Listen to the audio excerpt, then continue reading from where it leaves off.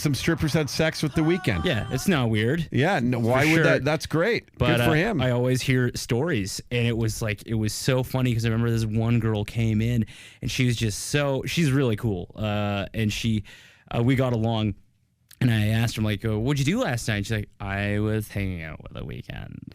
And then she was like so cocky about it. She's applying lipstick at the same time. And then she puts her hand on my thigh and she looks me dead in the eyes and she's like, Joey, The Weeknd has a huge dick. And she like let it hang forever, man. No way. I wonder if he spells it without an I.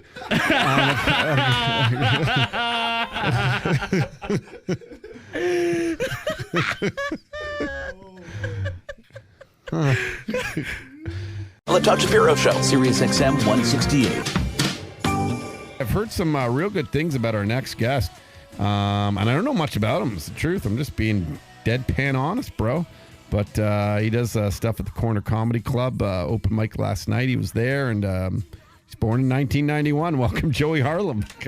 I was born in 1991. I don't even, man. The Def Leppard song, is that you guys play that every time, right? I just threw that in today. I was in the mood for a little rock today. You're killing me, man. That song makes me so sick. You Sorry. like it? Yeah, man. I worked at a strip club for like 4 years of my life, man. So that song it's the worst. My cousin used to dance to it all the time. And it's just, you don't need to, you can choose another song. Like, you don't need to dance to that song. Turn it up a little bit below. No, guys, come on. I can't. Crank it. Let's do third song, second song. This is a second song. Yeah. Stairway to Heaven's more of a third song. You know, a girl did this song 3 times in a row. Oh, shit, Yeah, eh? the third time in Spanish.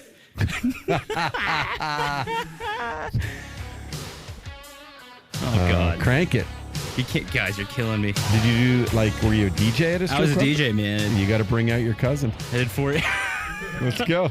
My uncle is getting very mad right now. Let's hear it.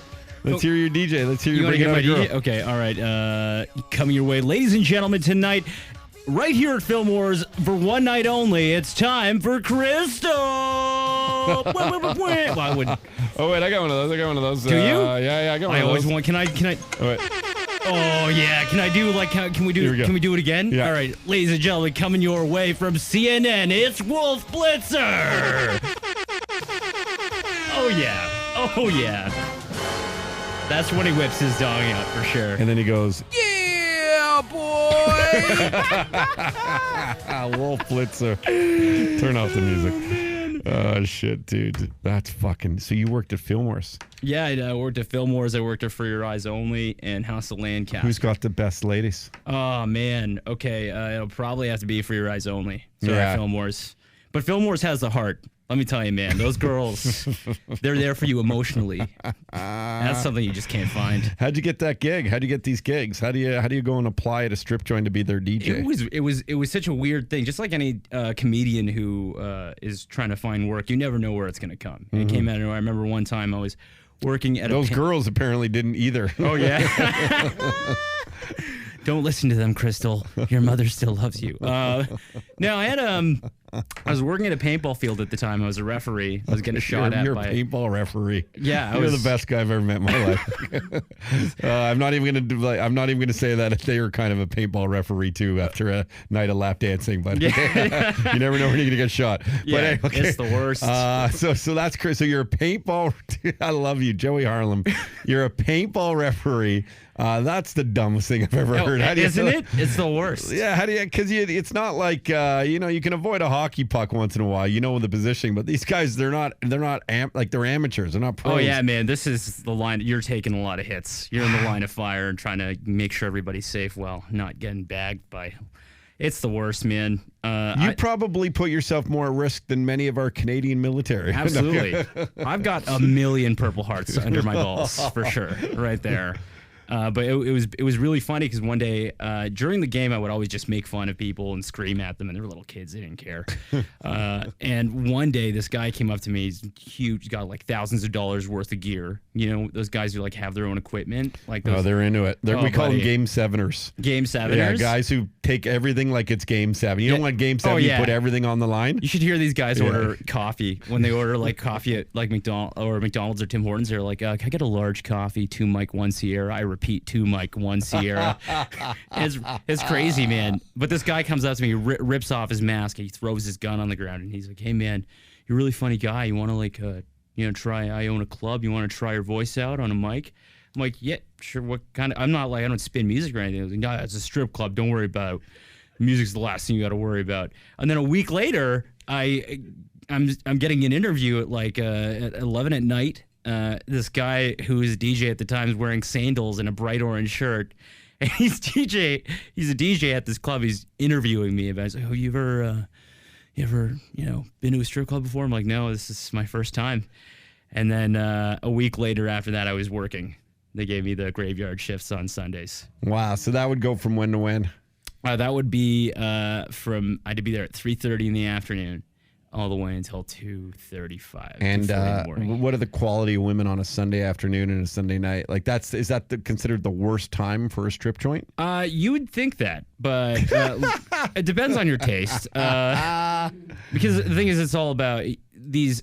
You would have a lot of girls, right? You don't have like 3 or 4 girls the entire night, but like a smart, pretty girl would be like, I'm going to stand out in this crowd. Night. Yeah, And like I've seen girls clean out. Like one girl just take everybody to church, and like just 3 girls crying in the corner. It's happened, but yeah. So, did you become friends with some of the strippers? Actually, yeah.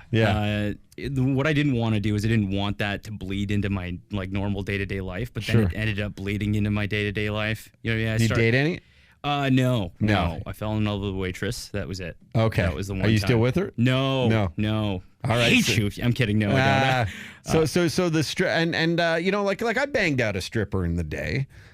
Which is a true story. Like I picked one up and I had sex with her. I don't know if I've told anybody this, including my wife. Sorry, babe, if you're listening, but it's true.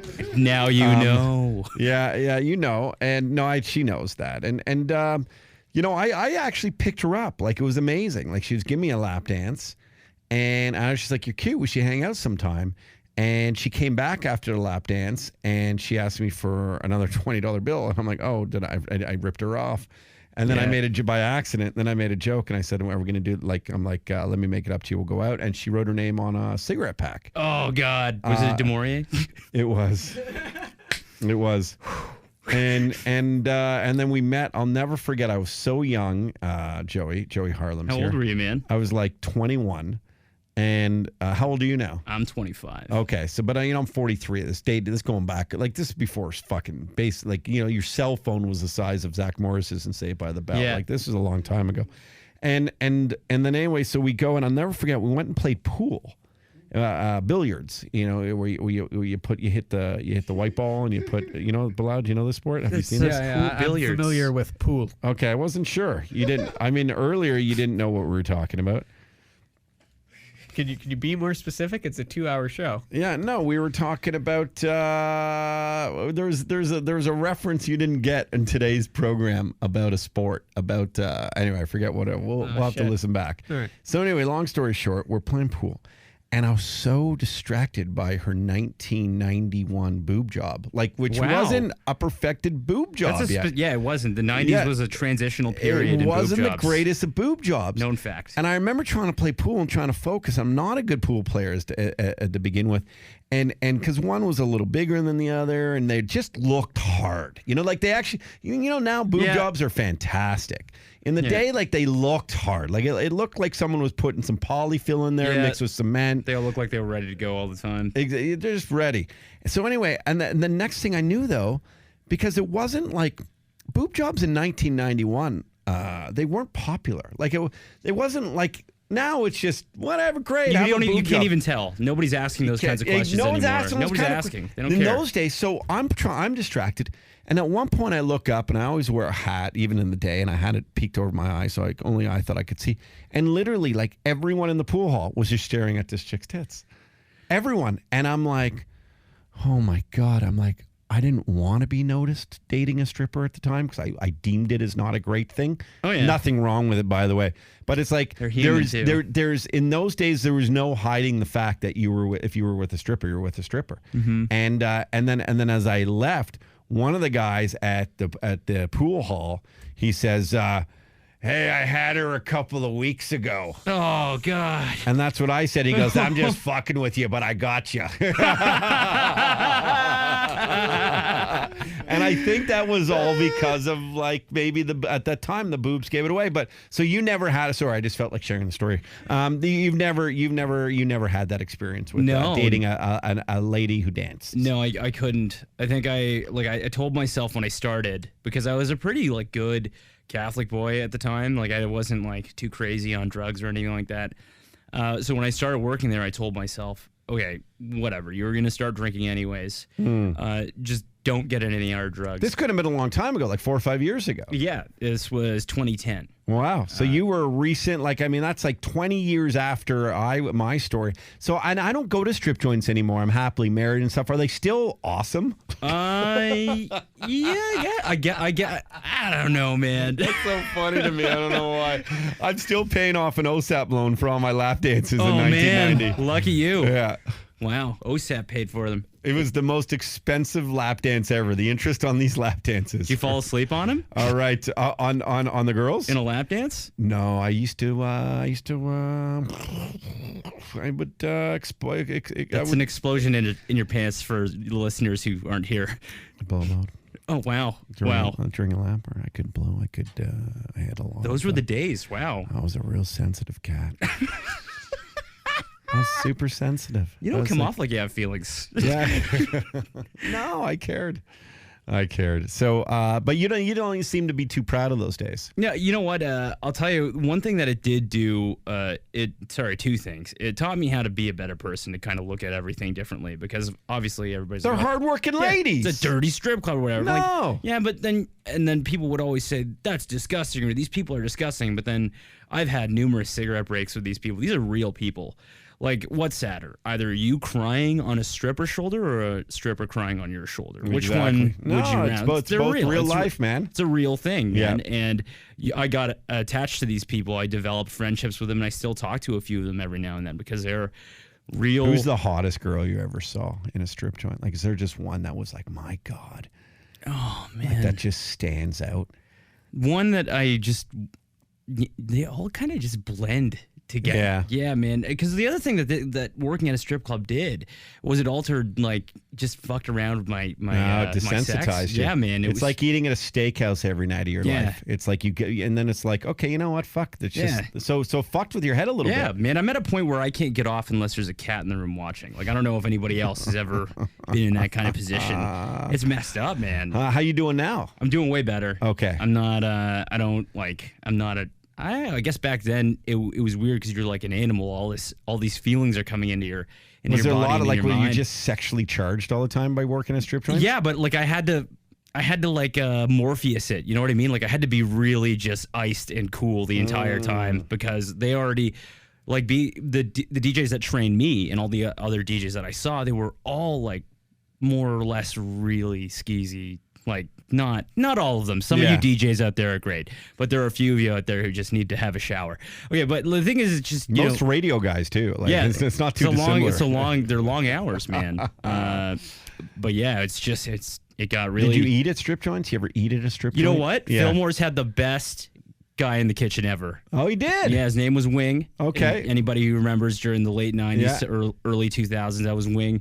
Had the best wonton soup on Sherbourne Street for sure. Well done, Des. And then so that's good. So Fillmore's, is that still open? Yeah, Fillmore's? man. Yeah, it's open. Man. Okay.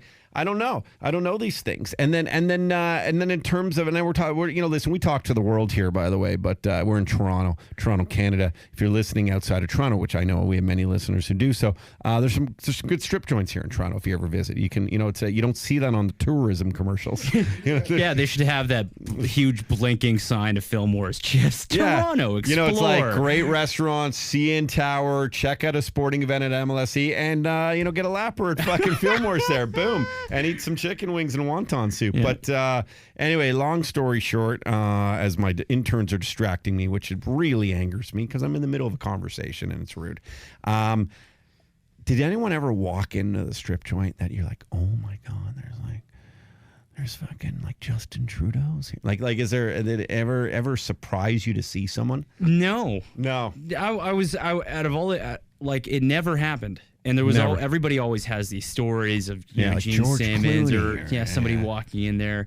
But no, it's never really been a thing. Like I was never around. I guess the timing was off. Yeah. I mean, like strippers will always have personal ones where like their cousin or their uncle's best friend would come in and Like their dad or something. their dad's friends. Like that was. I remember one girl ran off the stage in the middle of her song because this guy Really? came in, and then she comes into the booth and just like hits the floor, and I'm like, what do you? Really? What do It's you like do? it's like a fucking grenade was thrown or like something. you still have 45 minutes of a Weeknd song to dance to. What are you doing?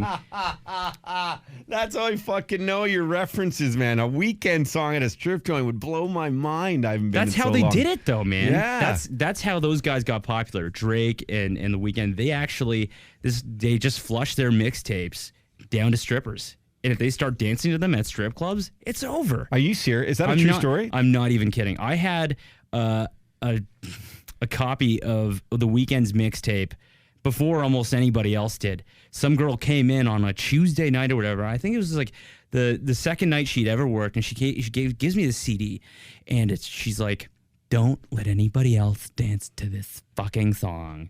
And then like the party, a lot of the songs off the party after the after party were on there, and a few things that like weren't selected to be on the album were on there, and it was wild because like when I'm hearing it, like this is like who when you hear a song for the first time, you're just like, this is, bleh, what is this? I don't know. It's new. Who cares? And then a week later, that person's name is being blown up everywhere, and every strip club that I worked at, everybody wanted to dance to it. And then he's on the radio, and then now he's.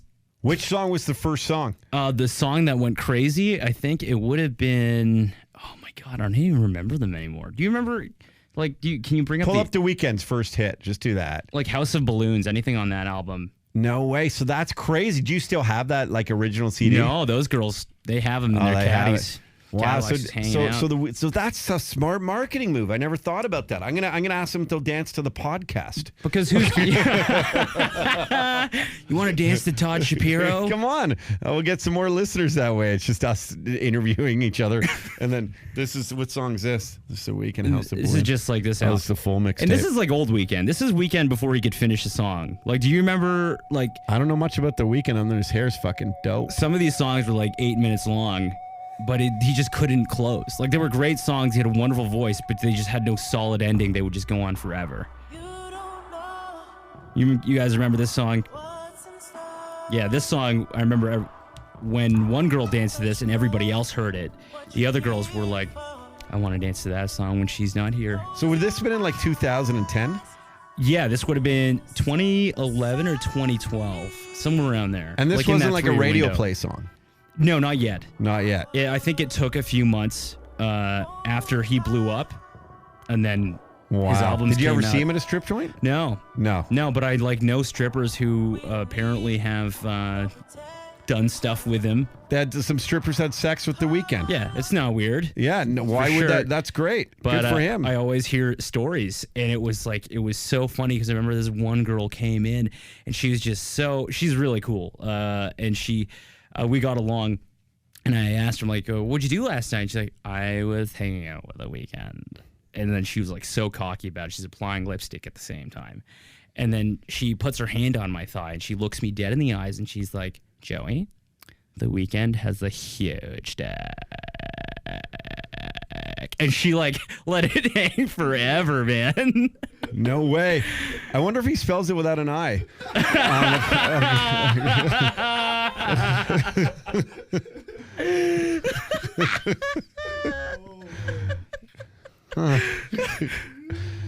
That's great. I like him that much more. Yeah, it was small. It was crazy because you see that and you're like, oh man, this song is nothing, and then everybody's hearing it. Unbelievable. Joey Harlem, this is a great story, man. I'm so happy you popped by at Order Up Bud. Yeah, order up. No, anybody? Yeah, order up, Anybody bud. work in a Order kitchen? Up. Okay, that's a long day. That's a long time ago. And tell me about what's going on with you in comedy and stuff. Oh man, right now, some great things happen. Things that you don't believe would. That's the thing. I'm at that point in my career where things are actually starting to. I'm not like gonna get Massey Hall this year or something. Yeah. But I'm getting booked on shows that I didn't think I'd ever get booked on. Like what? Just not anything crazy, but shows with people of a higher caliber. Great. Like, you're fucking higher caliber, bro. I believe so. Yeah, I you're think the this year fucking king, understood. bro. This is your fucking year. This is it, guys. Yeah, Joey Harlem. It's gonna forget about it. You're gonna blow. You are gonna be at Massey Hall by the end of the year. Massey and you Hall. might be taking people's tickets, but you'll be there. Hanging out, doing comedy to the people who are waiting in line for Neil Young's last show. No, this is great. Where are you gonna be? Where are you gonna be coming up? I'm gonna be actually in Brantford tonight for anybody in Brantford. You got to get the fuck out of here soon. Oh no, it's not snowing anymore. No, I got a helicopter. Don't worry, it'll come pick me up. Okay, Kobe. Okay. Yeah, I'm in Brantford. You guys catch me at the Corner Comedy Club in February. I've yet to get my dates at the moment. I'm just trying to organize. But you can follow me on Twitter. You can follow me on Facebook. Joey Harlem. I'll be friends with everybody. I'll even come to your house and eat your food. I'm into that. My buddy texted me this morning. I wasn't going to bring this up, but I will because I don't know. Chris? No, Chris. Who's my buddy Chris? Chris Howe. Do you know Chris Howe? How do you know Chris Howe? I shot a video with him. Okay, so you do video work too? Yeah, he was doing some ad work for a bunch of condos they needed to sell to some Chinese guys. So, buddy. Do you sell condos? No, they were just doing commercials for condos. I see. So, Chris Howe's a beauty. Yeah, man, that guy knows what he's doing, man. He's blowing up, eh? Yeah, I don't know if anybody here is on Facebook, but he's starting to invest in homes, and that's how you know somebody is becoming an adult, when they start looking to buy houses. Yeah. No, he's a guy. I love Chris Howe. Very talented fucking guy. No, I got this email this morning, or text this morning by my buddy Matt, and it relates to the Corner Comedy Club. Matt. No, I won't say who. And he just and I don't know. Fuck. I don't know if I'll bring it up because I like what they're doing. But they tweeted out a little meme that said "one fart away from a gas chamber." And he wrote so small it's funny, but my buddy was really offended by it. By that? Oh wow. Yeah. Well, and he asked me if I was offended by it. And I guess because I'm Jewish, right? Well, are you offended by it? See, this is the thing. If I'm offended by it, I'm hypocritical because I always tell people that we live in a world that's way too fucking sensitive, and we got to stop being, we got to worry. We don't need to worry about this stuff because there's usually the malicious intent. I don't think is there. Yeah. So as long as it's not a guy with a little mustache and a swastika doing it, I'm not really that offended. But I'll tell you, if I look at the guy and he's like, you go and at home he's doing fucking target training with a bunch of fucking Hollywood actors, then I might be a little concerned. But I don't think, it's interesting. It's interesting to see in public though. At a club when you hear things, it's a little different. I always tell my friends, I tell young comedians this all the time. I was having a conversation with Matthew Ferguson about this, and to be honest, I had a conversation with Quinn about this.